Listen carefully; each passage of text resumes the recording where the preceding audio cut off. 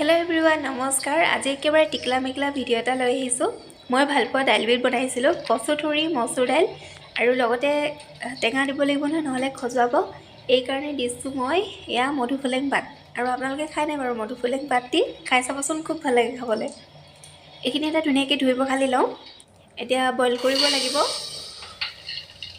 এয়া দিছো মচুৰ দাইল আৰু লগতে গোটেইখিনি বস্তু একেলগতে দি দিম। কচুখিনি অকমান ডাঙৰ ডাঙৰকৈ কাটি দিছো। লগতে মধুফুলেং পাতখিনিও দি দিছো। এইখিনি এতিয়া বইল কৰিব লাগিব। জোখমতে পানী দি লওঁ আৰু লগতে দিছো নিমখ হালধি। দাইলখিনি আমাৰ ধুনীয়াকৈ বইল কৰা হৈ গ'ল। এতিয়া তেল মাৰিব লাগিব। তেল মই অলপে দিছো। এইবোৰ দাইলত তেল অলপ দিয়ে খাই ভাল লাগে। এয়া দিছো কেঁচা পিঁয়াজ। কেঁচা পিঁয়াজেটো দিব লাগিব নহয় জানো। কেঁচা পিঁয়াজ দিছো আৰু নহৰু কেইফুটামান থেতালি দিছো।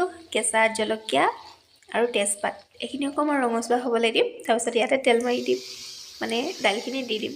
সকলোৱে জানে তথাপিতো মই ভিডিঅ'টো বনোৱাৰ কাৰণে কৈ দিছোঁ আৰু এই দাইলবিধ কোনে কোনে খাই ভাল পায় ক'বচোন দেই কমেণ্ট কৰি।